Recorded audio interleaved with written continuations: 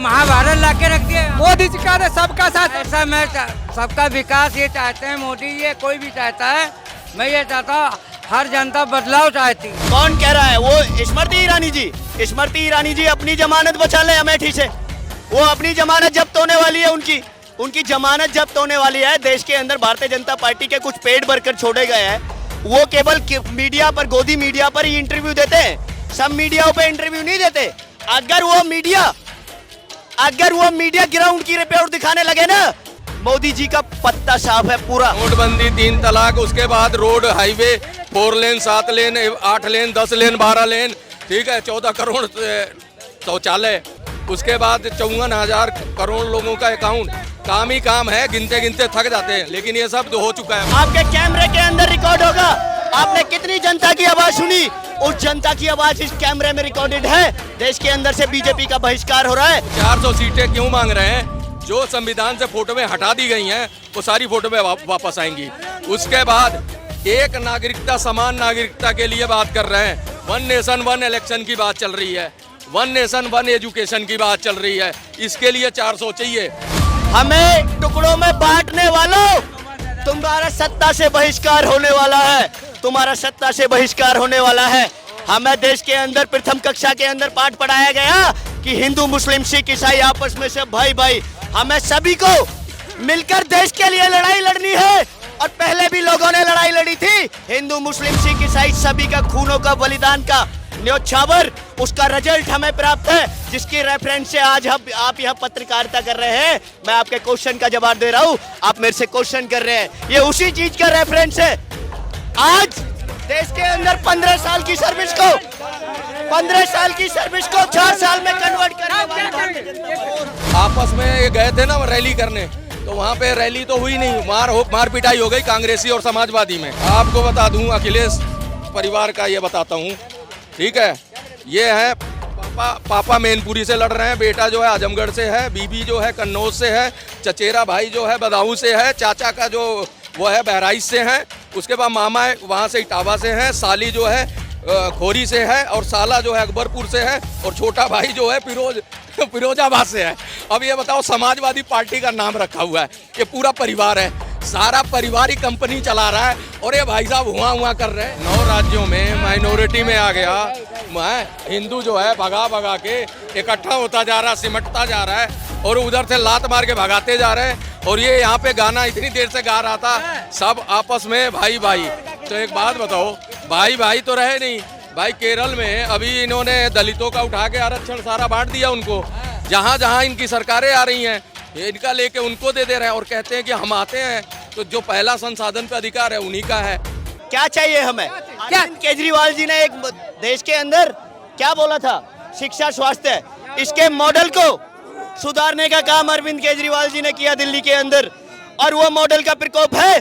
पंजाब में सरकार बनी, जगह जगह मोदी के गढ़ में 5 आवाजें गरजती हैं विधानसभा के अंदर, जगह जगह एमएलए, एमपी, जगह जगह काउंसलर, जगह जगह मेयर। वो अरविंद केजरीवाल जी का गुड गवर्नेंस का रिजल्ट है। आप देखिए, वो गुड गवर्नेंस इंडिया अलायंस का हिस्सा है, उस इंडिया अलायंस का हिस्सा है जो इंडिया अलायंस इस देश के अंदर उदय होने वाला है पूर्ण रूप से। कौन कह रहा है? वो स्मृति ईरानी जी। स्मृति ईरानी जी अपनी जमानत बचा ले अमेठी से। वो अपनी जमानत जब्त होने वाली है, उनकी जमानत जब्त होने वाली है। देश के अंदर भारतीय जनता पार्टी के कुछ पेड वर्कर छोड़े गए हैं। वो केवल मीडिया पर, गोदी मीडिया पर ही इंटरव्यू देते हैं, सब मीडिया पे इंटरव्यू नहीं देते। अगर वो मीडिया ग्राउंड की रिपोर्ट दिखाने लगे ना, मोदी जी का पत्ता साफ है पूरा, और देश की जनता की आवाज है। आपने जनता की आवाज सुनी, आपके कैमरे के अंदर रिकॉर्ड होगा, सुनिए, आपके कैमरे के अंदर रिकॉर्ड होगा। आपने कितनी जनता की आवाज सुनी, उस जनता की आवाज इस कैमरे में रिकॉर्डेड है। देश के अंदर से बीजेपी का बहिष्कार हो रहा है। मैं कहना चाहता हूं, देश के अंदर हमें टुकड़ों में बांटने वालों, तुम्हारा सत्ता से बहिष्कार होने वाला है, तुम्हारा सत्ता से बहिष्कार होने वाला है। हमें देश के अंदर प्रथम कक्षा के अंदर पाठ पढ़ाया गया कि हिंदू, मुस्लिम, सिख, ईसाई आपस में से भाई भाई। हमें सभी को मिलकर देश के लिए लड़ाई लड़नी है, और पहले भी लोगों ने लड़ाई लड़ी थी, हिंदू मुस्लिम सिख ईसाई सभी का खूनों का बलिदान का न्योछावर, उसका रिजल्ट हमें प्राप्त है, जिसकी रेफरेंस से आज आप यह पत्रकारिता कर रहे हैं। मैं आपके क्वेश्चन का जवाब दे रहा हूं, आप मेरे से क्वेश्चन कर रहे हैं, ये उसी चीज का रेफरेंस है। आज देश के अंदर 15 साल की सर्विस को 4 साल में कन्वर्ट करने वाले ऐसा है, इतना लंबा भाषण नहीं होता है, इतना बड़ा भाषण नहीं होता। ये तो महाभारत ला के रख दिया मोदी जी का सबका साथ। ऐसा मैं सबका विकास ये चाहते हैं मोदी जी, कोई भी चाहता है। मैं ये चाहता हूँ हर जनता बदलाव चाहती। बोल रहा है डेमोग्राफी चेंज हो गई, उसको पता नहीं है, वो भाषणबाजी कर रहा है। 9 राज्यों में माइनॉरिटी में आ गया, हिंदू जो है भगा भगा के इकट्ठा होता जा रहा, सिमटता जा रहा है और उधर से लात मार के भगाते जा रहे हैं। और ये यहाँ पे गाना इतनी देर से गा रहा था, सब आपस में भाई भाई। तो एक बात बताओ, भाई भाई तो रहे नहीं भाई। केरल में अभी इन्होंने दलितों का उठा के आरक्षण सारा बांट दिया उनको, जहाँ जहाँ इनकी सरकारें आ रही हैं इनका लेके उनको दे रहे हैं और कहते हैं कि हम आते हैं तो जो पहला संसाधन पे अधिकार है उन्हीं का है। विपक्ष का आरोप है कि यदि मोदी जी 400 पार आते हैं आरक्षण हटा देंगे। प्रेम्बल का जो मेन मूल ढांचा था इंदिरा गांधी ने चेंज कर दिया, अमेंडमेंट नहीं हो सकता था, ऐड नहीं हो सकता था अपनी विचारधारा। उन्होंने अपनी विचारधारा सेकुलरिज्म डाल दिया, जो कि 3 बार फेल कर दिया था। जो member of committee Bhimrao Ambedkar की थी, समझ रहे हो, कमेटी ने फेल करने के बाद उन्होंने इमरजेंसी में जब रातों रात सारा बंद कर दिया, प्रेस को भी लाइटें काट दी गई, जनरेटर पे जो है अखबार छपे थे, उसी टाइम इन्होंने प्रियम्बल पूरा चेंज कर दिया। उसके बाद राजीव गांधी को मिली देखो मेजोरिटी 404, जब मेजोरिटी में आए राजीव गांधी तो उन्होंने क्या करा, वक्फ बोर्ड को वापस लिया और डेंजर वाला थोप दिया। तो ये लोग जब चेंज करे 84 बार और वो चीज़ें चेंज की, जनता की राय नहीं है उसमें, जनता का जनहित नहीं था, इन्होंने जो गांधी परिवार है इन्होंने अपनी विचारधारा उसमें डाल दी, तब संविधान बड़ा सुरक्षित था। आज मोदी जी 10 सालों से नहीं कुछ। कौन आएगा, कौन आएगा? बोलिए, अब बोलिए कौन आएगा, 2 बातें पूछिए। कौन आएगा? 400 पार कौन होगा? मोदी जी। हाँ 400 5 का मोदी जी का राम मंदिर बनाए मोदी जी है। नोटबंदी, 3 तलाक, उसके बाद रोड हाईवे 4 लेन 7 लेन 8 लेन 10 लेन 12 लेन, ठीक है, 14 करोड़ शौचालय, उसके बाद 54,000 करोड़ लोगों का अकाउंट। काम ही काम है, गिनते गिनते थक जाते हैं, लेकिन ये सब हो चुका है बहुत।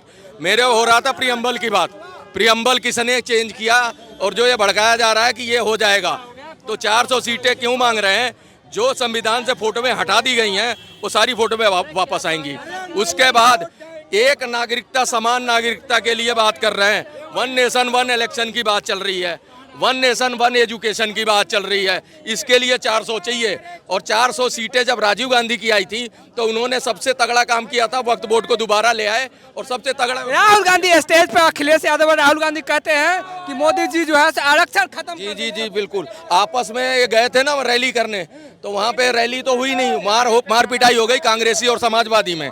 आप सुनो, आपको बता दूं, अखिलेश परिवार का ये बताता हूँ, ठीक है, ये है पापा मैनपुरी से लड़ रहे हैं, बेटा जो है आजमगढ़ से है, बीबी जो है कन्नौज से है, चचेरा भाई जो है बदाऊं से है, चाचा का जो वो है बहराइच से है, उसके बाद मामा वहाँ से इटावा से है, साली जो है खोरी से है और साला जो है अकबरपुर से है और छोटा भाई जो है फिरोजाबाद से है। अब ये बताओ, समाजवादी पार्टी का नाम रखा हुआ है, ये पूरा परिवार है, सारा परिवार ही कंपनी चला रहा है और ये भाई साहब हुआ कर रहे हैं, इतने सारे लोग लड़ रहे हैं। अब एक बात बताओ, जब इतने सारे लोग एक ही परिवार के रहे तो पार्टी कहाँ रही, समाजवादी कहाँ रही? ये तो प्राइवेट लिमिटेड कंपनी हो गई, उसके डायरेक्टर हो गए और अपने परिवारों को भर दिया है। और देखो, जनता चाहे जिसको वो ठग रहे हैं, चाहे यादव तो यादव खिसक गया, YM का लेके आंकड़ा चल रहे हैं, PDA का आंकड़ा चल रहे हैं। PDA में जो अशिक्षित हैं वो उनके साथ हैं, जो शिक्षित हो रहे हैं वो निकल के जा रहे हैं, वो कन्वर्ट होते जा रहे हैं। टिकट ये अपनी सीटों पे देते हैं बीजेपी को, वो इसको अपनी सीटों पे अपने कैंडिडेट खड़ा करते हैं, और रात को इनसे टिकट लेता है और सुबह पट्टा पहन के उधर चला जाता है।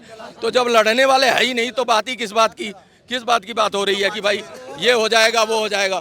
22 सीटों पे लड़ रहे हैं केजरीवाल जी, ठीक है, ले दे के इनको 2-3 सीटें, 2 सीटें मैं उम्मीद लगा रहा हूँ रायबरेली वाली शायद जीत जाए, 2 सीटें वहाँ से मिल जाएंगी। ममता जी अलग हैं, यहाँ पे पंजाब में अलग लड़ रहे हैं, तो ये सीटें इकट्ठी करके कैसे बनेंगे प्रधानमंत्री, किस हिसाब से बनेंगे? कोई है समझदार तो मैथमेटिक्स समझाए मेरे को।